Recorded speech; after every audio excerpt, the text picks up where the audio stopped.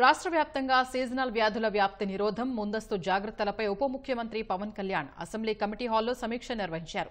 15వ ఆర్థిక సంఘం నిధుల మళ్లింపు వ్యవహారంపై అధికారుల్ని నిలదీశారు. స్థానిక సంస్థలకు ఇవ్వాల్సిన నిధుల్ని ఎందుకు ఇవ్వలేదంటూ అసహనం వ్యక్తం చేశారు. ఆర్థిక సంఘం స్థానిక సంస్థలకు చెందాల్సిన నిధులను సీఎఫ్ఎంఎస్ ఖాతాకు ఎంత మేర మళ్లించారో నివేదిక ఇవ్వాలని అధికారుల్ని ఆదేశించారు.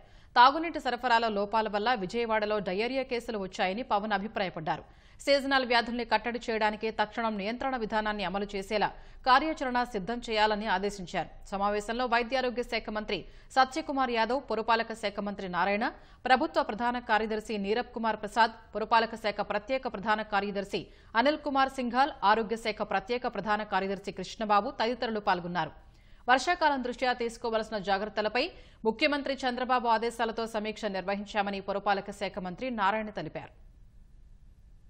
వర్షాలు వస్తున్నాయి కాబట్టి అటు పంచాయతీలను అటు మా అర్బన్ ఏరియాలోను తీసుకోవాల్సిన జాగ్రత్తల గురించి హెల్త్ డిపార్ట్మెంట్ వాళ్ళు చెప్పడం జరిగింది.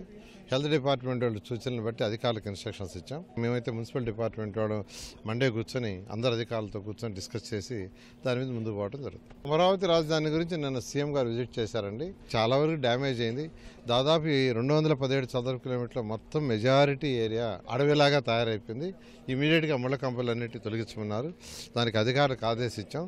వాళ్ళు యాక్చువల్గా టెండర్ పిలవడానికి వర్కౌట్ చేస్తున్నారు. అధికార బంగ్లాస్ కొన్ని తీసుకుంటే అన్ని ముళ్ళ కంపల లోపల ఉన్నాయి. అసలు ఏం అవపట్టాలి, ఏదో కమ్ములు పైకి వస్తున్నాయి. కాబట్టి ఫస్ట్ క్లీన్ చేస్తే ఎక్కడ ఎంత డ్యామేజ్ జరిగిందనేది ఎస్టిమేట్ చేసిన తర్వాత ముందుకు పోవడం జరుగుతుంది.